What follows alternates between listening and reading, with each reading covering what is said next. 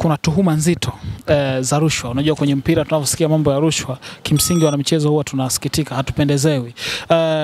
Tabora United, mkuu wa mkoa wa Tabora amebainisha kwamba kuna wachezaji ambao wameonyesha kwamba wanashiriki kuipotosha timu yake, lakini kupotosha baadhi ya wachezaji wameonyesha ushuhuda wa message, na amemtaja moja kati ya magolikipa ambao walikuwa na hudumu ndani ya Tabora United na kwa sasa yuko Singida Black Stars.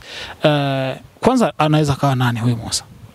Obvious kwa namna ambavyo amezungumza mkuu wa mkoa wa Tabora, kiurahisi tu unaelewa kwamba mtu ambaye amezungumzwa ni Hussein Masalanga, kwa sababu hakuna goalkeeper yoyote ambaye katoka kwenye kikosi cha Tabora United na kajiunga na kikosi cha Singida Black Stars. Goalkeeper ambaye nakumbuka alitoka pale ameenda kwenye timu nyingine ni John Nobo, ambaye John Nobo kaenda kujiunga na kikosi cha Fountain Gate, sio?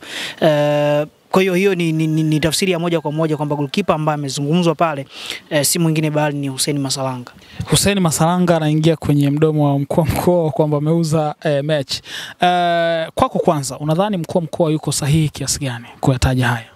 Kwanza kabisa nadhani moja kati ya sifa za kiongozi wa mkuu, kiongozi mwenye hadhi ya ukuu kama ambayo yuko nayo mkuu wa mkoa, ambaye yeye ndo kiongozi wa kamati ya ulinzi na usalama kwa mkoa husika, kwa kile ambacho amekizungumza, kwa maana kauli ambayo ameweza kuitoa haikustahili kutoka pale, kwa sababu yeye yuko na access kubwa sana ya kuweza kupata makusika information kutoka maeneo mbalimbali. Nikiwa na maana ipi? Ana uwezo wa kuintervene kwenye ofisi yoyote na kupata taarifa yoyote ambayo huenda kawa inapelekea uondoshaji ama kuipoteza tunasema ile hali ya usalama, sio? Yeye yuko na hiyo access. Sasa akisema kwamba alishindwa kupata uthibitisho ndio sababu ambayo iliwapelekea wao kumuondosha, tayari hapa inakuwa na dosari kauli yake. Yani tayari hapa inaenda kuondoa ule uhalali wa yeye kuzungumzia hilo jambo. Unamaanisha kwamba kwa sababu yeye ni mkuu wa ulinzi na usalama alipaswa kupata taarifa sahihi kama mchezaji Masalanga au huyu ambaye anamzungumza ameshiriki kwenye kuihujumu timu. Kwa kitendo cha yeye kutokupata taarifa sahihi, inamaanisha kwamba huo ndio usahihi wenyewe wa taarifa? Yani manake huo ndo uongo wa taarifa ambayo ameitoa. Yani huo ndo uongo wa taarifa ambayo mkuu wa mkoa kaitoa.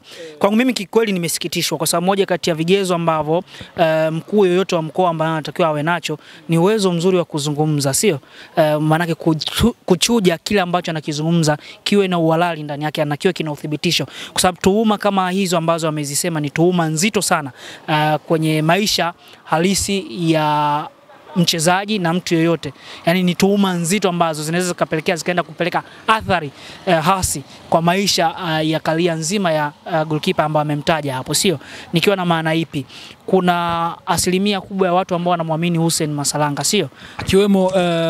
Ikiwemo TFF na taifa kwa jumla, kwa sababu tunavyozungumza katoka kwenye mashindano ya timu ya taifa. Exactly. Yani umeenda kwenye point ambayo nilikuwa naelekea. Kitu ambacho kimenifurahisha ni kwamba ameenda kuivua nguo TFF, ameenda kuvua nguo mchezo wa mpira wa miguu. Sometimes huwa natamani kupata viongozi ambao yes, yawezekana una mapenzi na mchezo wa mpira wa miguu, lakini uweze kuchuja nini ambacho kinatakiwa kuzungumzwa na kipi hakitakiwi kuzungumzwa kama kiongozi, kwa sababu hiyo ni mzazi, sio?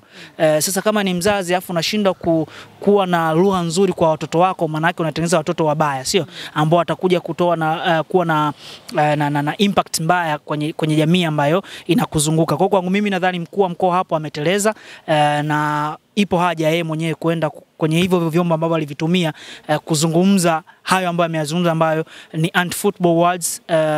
Yeye mwenyewe aende akajaribu rectify hilo jambo. Ipo haja.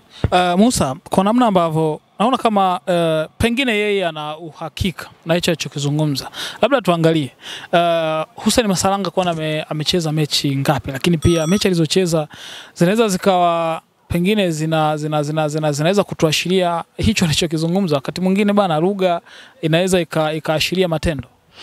Nikianza kwenye hiyo hoja ya kwamba huenda akawa na uhakika mkuu wa mkoa, kama tunakumbuka kauli ambayo ameizungumza, amesema kilichofanya aondoke kwenye klabu ya Tabora United ni kwa sababu walishindwa kupata vithibitisho vya moja kwa moja kwamba Hussein Masalanga kahusika na hilo jambo. Ndio maana wakaamua kumuondosha, lakini kama ungepata vithibitisho ama uthibitisho wa moja kwa moja kwamba Hussein Masalanga amehusika kwenye upangaji wa matokeo ama kuuza mechi, pengine ungempeleka mahakamani. Nikawa najaribu kujiuliza hata hatua ama hata njia za kujua ni vitu gani ambavyo vinatakiwa vipelekwe mahakamani. Mkuu wa mkoa ameshindwa kuthibitisha hilo. Unajua issue za football ni ngumu sana kuvipeleka mahakamani. Zinakuwa zina njia zake sahihi za kwenda kuitibu. Kuna issue ya rushwa, tume ambayo inahusika ni ya TAKUKURU.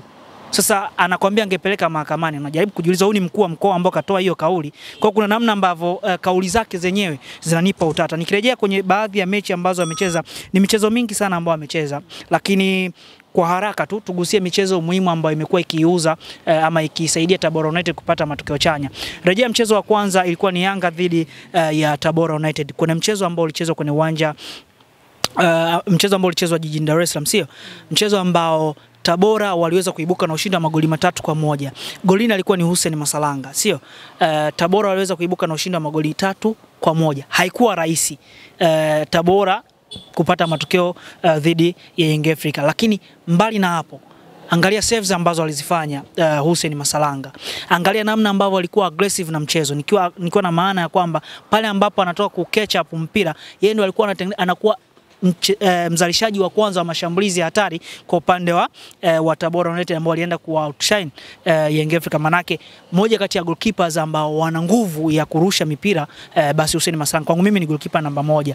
Ule uharaka wake alivyokuwa kiudaka mpira, namna ambavyo alikuwa anaanzisha mashambulizi kwa haraka, yeye ndo alikuwa source ya ushindi ama source ya alama 3 ambazo source ya ushindi wa Tabora United kwenye huo mchezo. Kwa hiyo inaendelea kunipa confidence ya kusema kwamba si rahisi kumnunua Hussein Masalanga kwa sababu hiyo ya facts ambazo yeye ameweza kuzizalisha kwenye mchezo ambao wao umewapa hii pressure. Unajua mkuu wa mkoa amekuja kuzungumza haya akiwa na pressure ya mchezo wa kesho, sio?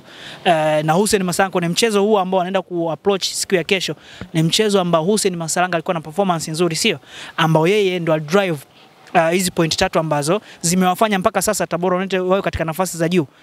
Kwa hiyo inaendelea kunipa confidence ya kusema kwamba Hussein Masalanga hawezi kuhusika katika hivi viashiria ambavyo mkuu wa mkoa ameweza kuvizungumza. Rejea mchezo wa Azam, Tabora akiwa nyumbani.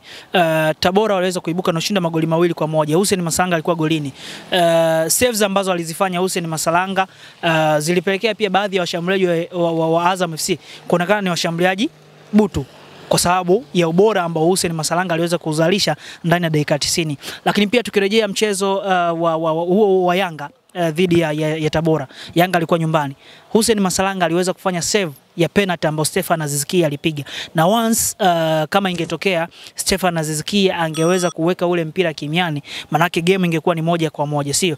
Hapo kwenye the mental aspect ingekuwa ni rahisi sana, kwa psychological aspect ingekuwa ni rahisi sana kwa Young Africa kurejesha mchezo kwenye himaya yao na kwenda kumwadhibu Tabora United, lakini uwepo wa Hussein Masalanga ambao aliweza kuokoa lile tuta ama ile penalty ulipelekea Tabora United kuondoka na matokeo chanya kwa asilimia kubwa. Kwa mimi nadhani mkuu wa mkoa ameteleza na yeye ni baba, tunamheshimu, tunatamani yeye awe ni mtu wa kwanza kwenda kurectify hili jambo ambalo limejitokeza. Nikiwa na maana gani? Athari ambayo inaenda kumkumba mchezaji ambao kama taifa tumemwamini yupo kwenye kikosi cha timu ya taifa, lakini mbali na hapo huenda akafanya kosa ambalo ni kosa la kibinadamu.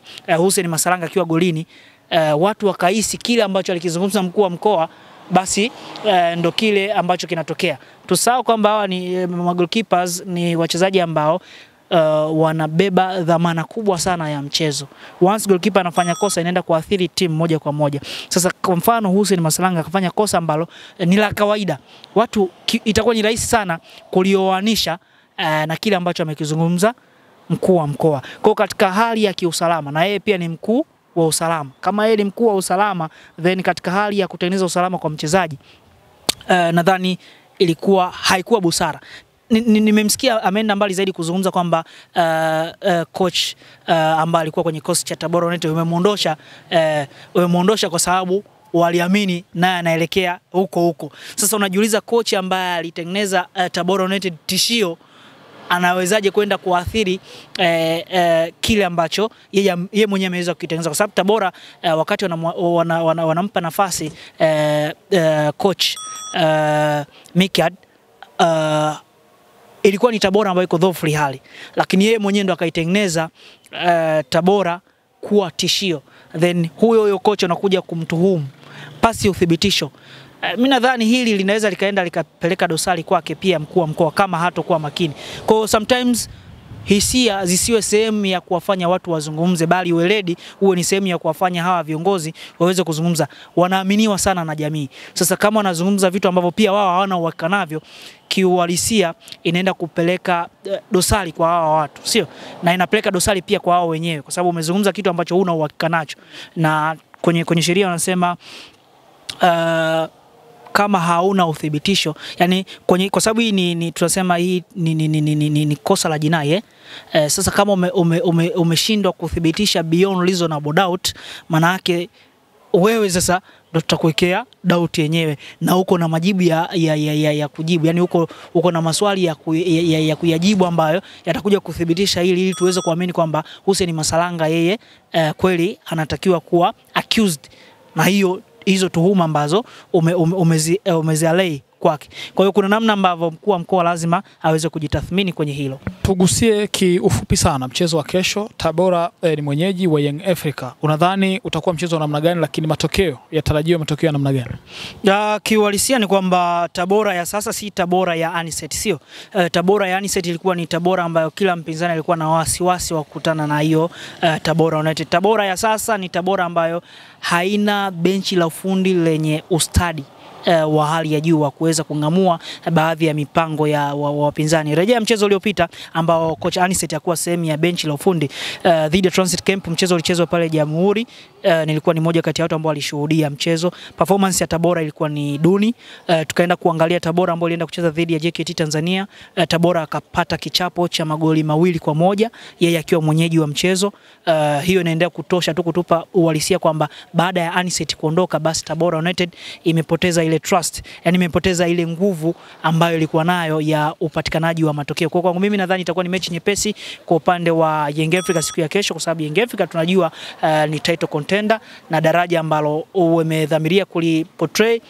Kwa mimi naiona Young Africa kaibuka na ushindi siku ya kesho, ama kiibuka na matokeo chanya siku ya kesho. Inawezekana hizi propaganda zote za mkuu wa mkoa ambazo tumeziona huenda ni za kuendelea kufanya mchezo uwe na thamani na watu waende kwa wingi viwanjani ili Tabora United waweze kuchukua mapato ya kutosha, then Young Africa waweze kuibuka na alama 3. Hicho ndio kitu ambacho nakiona.